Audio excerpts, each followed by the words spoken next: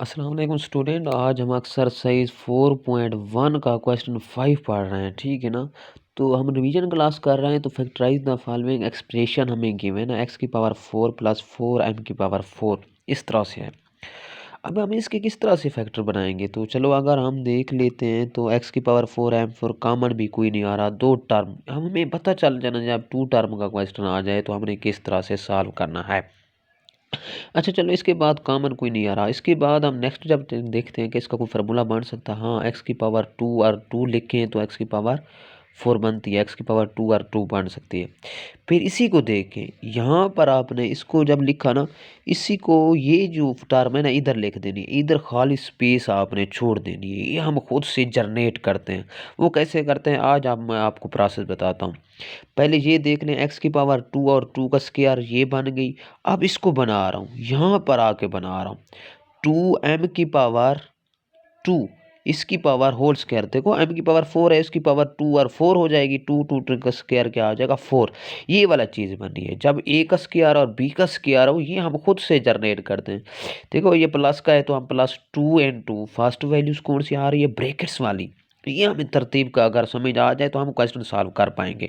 वरना आप किसी भी से भी समझ रहे हैं तो आप मतलब कन्फ्यूजन होगी। आपको वो पैटर्न तो बता देंगे, ये सारा सॉल्व कर लें 2 x स्क्वायर। अगर वो नहीं बता रहे ये किस तरह से जनरेट होता है, तो ये फिक्स करना है आपने किस तरह से ये जनरेट होता है। इस तरह की जब टर्म आ जाए, इस तरह से दो टर्म वाला क्वेश्चन आ जाए, तो एक्स की पावर 2 ये भी स्क्वायर बनता है, ये भी स्क्वायर है। तो फिर 2 फर्स्ट जो generate first values x square, ठीक है।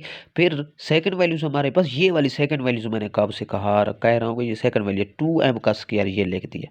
ये जो जनरेट किए, यही जो जनरेट किया हमने अपना 2ab वाला फार्मूले में से, फिर इसके बाद हम इसको खुद से ये वाला टर्म ऑटोमेटिकली जो जनरेट किया वो माइनस में लिख देंगे। -2 देखो एक्स माइनस, इधर मैं प्लस का था, ये -2 एक्स स्क्वायर 2m का स्क्वायर ये आ गया। क्योंकि अब अगर कैंसल आउट करें तो वही चीज़ आगे बनती है। इसलिए ये हमने इस चीज़ को, इसका स्क्वायर, इसको खाली स्पेस छोड़ के ना ये खुद से जनरेट करना है, वही माइनस में लिख देना है। ठीक है, यहाँ तक मेरे ख्याल में आपको कंसेप्ट क्लियर हो गया होगा। और यहाँ तक जो चीज़ें जनरेट की, ये वाला यहाँ से यहाँ तक हमने क्या करना है, एक फार्मूला बना लेना है। ये एक्स का स्क्वायर है, ब्रैकेट्स के अंदर जो चीज़ होती है, एक्स स्क्वायर है तो एक्स स्क्वायर लिख दूंगा। इधर से मैं कहता हूँ साइन देखा करो, साइन देखा प्लस का है तो प्लस, इधर 2m का स्क्वायर, इसका होल स्क्वायर लिख दूंगा। ये 2 टू द 4x स्क्वायर और m स्क्वायर आ जाएगा ये वाला। ठीक है, उसको फार्मूला बना लिया इस यहाँ से यहाँ तक। तो ये इसको मैंने मल्टीप्लाई किया 2 to the 4x square M square. अब देखते हैं ये स्क्वायर है, इसका भी तो स्क्वायर बढ़ सकता है। ये 2xm, इसका होल स्क्वायर ले लेते हैं, ताकि 2 का स्क्वायर 2 हो जाएगा, x और m का मतलब x का स्क्वायर m का स्क्वायर ऊपर ले लेते हैं इसकी 2। तो ये हमारे पास 2x और m आ गया। जो भी नॉर्मल स्टूडेंट हैं अगर मेरे लेक्चर देखेंगे इंशाल्लाह अच्छे मार्क्स ले जाएंगे। तो ये थोड़ा सा बेसिक कंसेप्ट है, हमने चीज़ें किस तरह से जनरेट कर रही है, ये चीज़ें लाजमी देखा करो कि हमने किस तरह से ये चीज़ें आई। हम डायरेक्ट भी लिख सकते थे इसको प्लस करके माइनस, लेकिन हमें मसला होता किस तरह से क्या प्लस करें या माइनस करें। सबसे पहले आपने ये इसका एक्स का स्क्वायर बना लेना इसका, फिर आप 2 फर्स्ट वैल्यूज़, फिर सेकेंड वैल्यूज़, फिर यही जो बनाई हुई है वही माइनस लिख देनी है। फिर प्रॉपरली आप ये सॉल्व कर लोगे।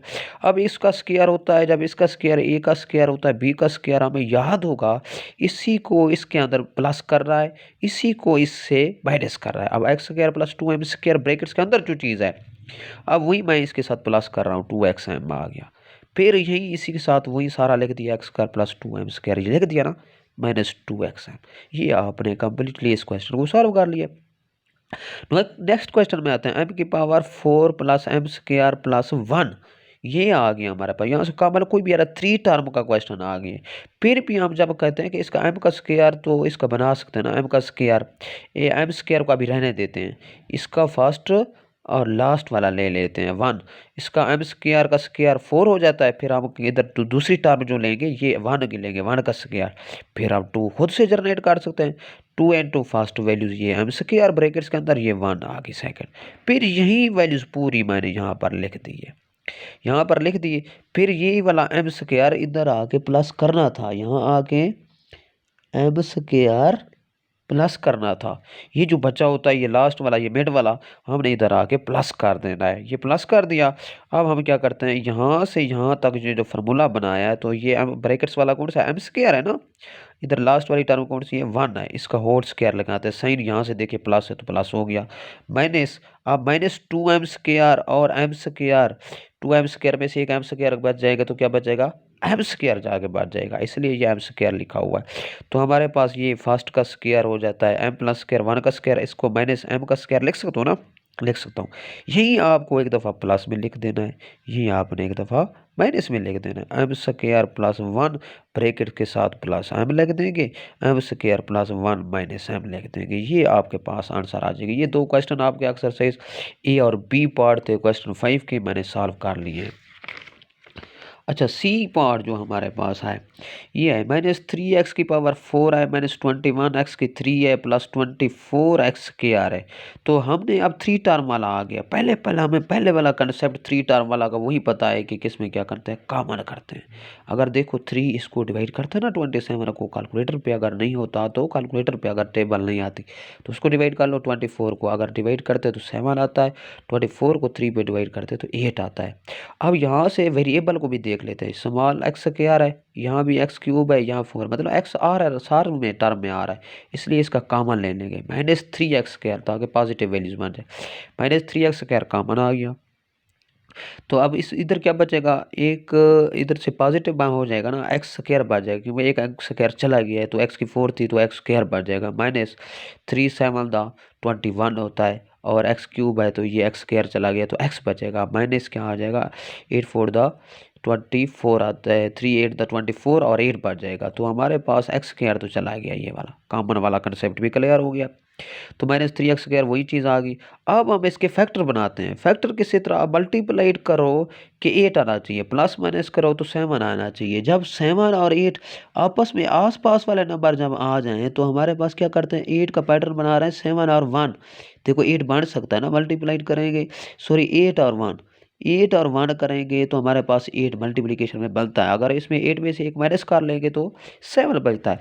इसी तरह हमने इसी में आके x² -8x लिखा -8x लिखा प्लस x लिखा -8 क्यों लिखा क्योंकि 7x बचाना था इसलिए -8x किया तो एक x चला गया तो हमारे पास क्या आ जाएगा 7x। बेटर ब्रेक करते हैं। इसका क्या कंसेप्ट है बेटर ब्रेक। हमने बेटर ब्रेक कर ली। अब क्या प्रोसेस होता है इसका हम क्या करते हैं दो में से जब बेटर ब्रेक हो जाती है फर्स्ट दो में से कॉमन ले लेते हैं। अब इन दोनों में से क्या कॉमन है एक्स कॉमन है तो एक्स कॉमन हो गया तो x -8 बच जाएगा और इसमें क्या बच जाएगा 1